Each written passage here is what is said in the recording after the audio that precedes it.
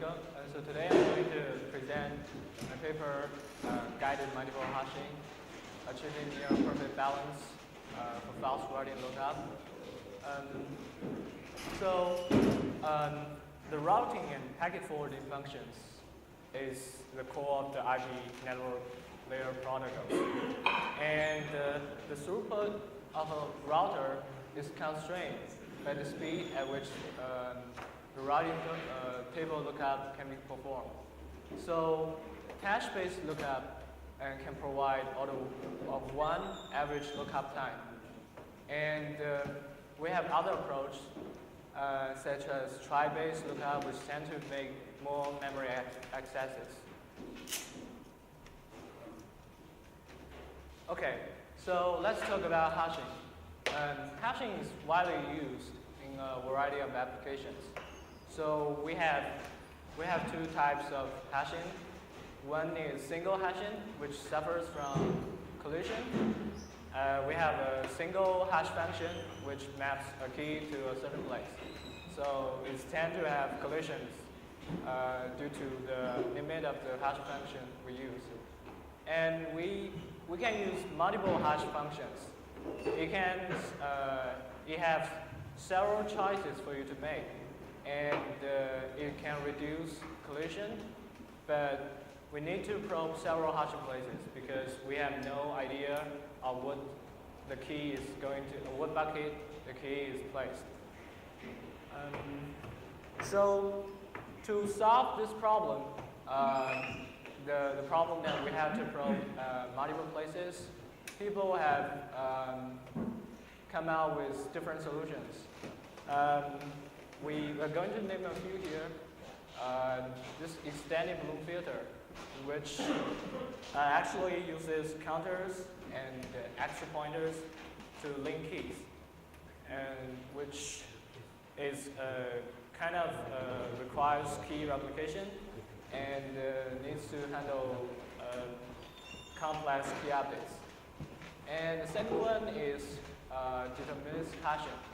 This one is just applies multiple hash functions and saves the hash function address. And we have third one is intermediate table. This one actually uses, as the name states, that it uses intermediate table, which saves the hash function ID. So suppose you have four hash functions. You can first use a hash function to map to a certain hash function, and then use this hash function to determine the address of your bucket. So the last one is perfect hash function. This is somewhat directly tries to resolve the limit of the hash function.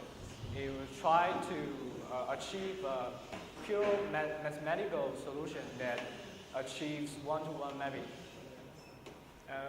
Okay, so this is the full approach we have. And today I'm going to present this guided multiple hashing, which has two goals. The first one is balancing hash buckets. This is the same with multiple hashing functions. And we also want to limit the number of buckets per lookup. This is trying to resolve the problem that multiple hashing faces. So let's see an easy example. So suppose we have four keys, key 1 to 4, and we have 8 buckets, bucket from B1 to B8. So we have two hash functions, and you can see the arrow there, which maps the corresponding key to the buckets. So K1 maps to B1 and B5, etc. So we can see that, and we have this kind of a mapping so that each bucket only has one key. And we're going to introduce a concept which is called a companion empty. This is the say empty buckets, which is B5 and B8. It's empty, but it serves as a companion hash place for those three keys there. So suppose that we have an empty array, which denotes that whether this bucket is empty or not. So we can see that B5 and B8 is both 0. And okay. So suppose we're trying to do a lookup. When you have this empty array as previous information which tells you that which bucket is empty or not. When we try to look up key 1, we know that key 1 can only be in bucket 1 because B5 is empty. So it saves us an extra probe to bucket 5. And furthermore, if we have a target array which it uses another hash function, and you map all your keys to this target array, and it gives you information about which hash function you use. So the first three keys are using the first hash function, and the last key uses the second hash function. And if you have this information, when you have collisions, you know that which hash function you are using, so that you know which bucket you are going to probe, get your key. Okay, so we have actually two types of schemes here. So if we are just using an empty array, which gives you information about whether the bucket is empty or not, we call this base G-hash, base guided hashing. And if we use an extra target array, it gives you an enhanced G-hash scheme. So you can see that empty array is precise, which is the same size as the number of buckets, and but target array is not 100% accurate. This is due to that we are going to use a hash function to map all the keys to this target array. So it has some limitations, but the experiments will show that using this target array, it's close to 70 or 80%, which is quite a good engineering solution. So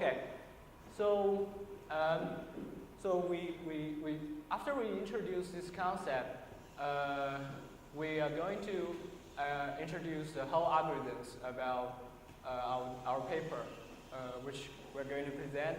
So first of all, we need to calculate achievable bucket load.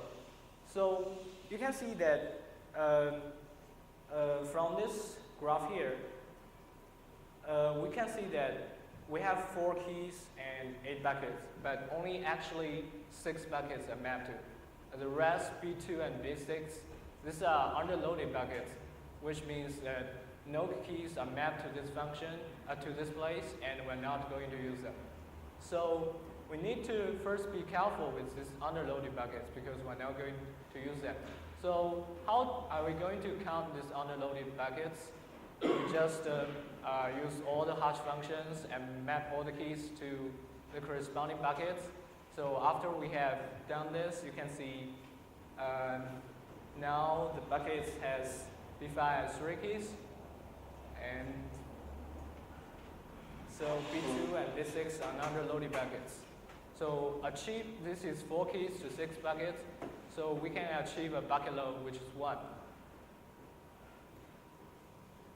Okay, and then we start to create CMD buckets. So we will start with the most loaded bucket B5. This is because that, as you can see, that companion empty buckets, it serves as an important role to save this lookup accesses. So we want to maximize its service as to save the lookup access. So an intuitive solution is to start with the most loaded buckets, and after we have emptied them, we can save all the keys that are the hash to this bucket, one access. So we start from most loaded bucket is B5. Okay, and after we have done that, we can see that all the buckets are under the achievable bucket load, which is 1.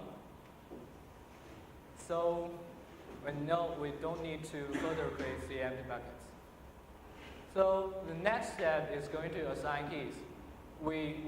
After we create these empty buckets, we still have some duplicate keys, and we are trying to remove them.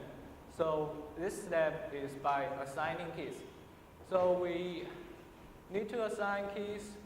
Key 1, key 2, and key 4 are already set. You can see that there are no duplicate keys. But key 3, actually, can be placed into B4 and B8. So we will choose P4 in this case, and the duplicate keys in B8 is removed. Okay, so if there are still overloaded buckets, we need to reassign some keys to other places. This is quite to cuckoo hashing. The cuckoo hashing concept can be found in this paper. It's kind of just each key has its multiple choices to place your keys, and you can remove a key from a loaded bucket to some places, and you can follow this step one by one till you remove all your overloaded buckets. Okay, for key lookup, when we have key 1 and key 4, here that you can see that key 1 is using the first hash function, and key 4 is using the second hash function. Of course, we already have this empty array, which gives you information that we were going to know definitely that key 1 is placed into B1 and key 4 is placed into B7. But if you have all empty buckets, suppose here is 1 here, then you're going to need this target array, which gives you information that key 1 is using the first hash function and key 4 is using the second hash function. Okay. So about update, deletion and modification is straightforward. You just probe the certain keys, and you need to update those two arrays, empty and target. But insertion is kind of complicated because, first of all, you want to insert into the least loaded non-empty buckets.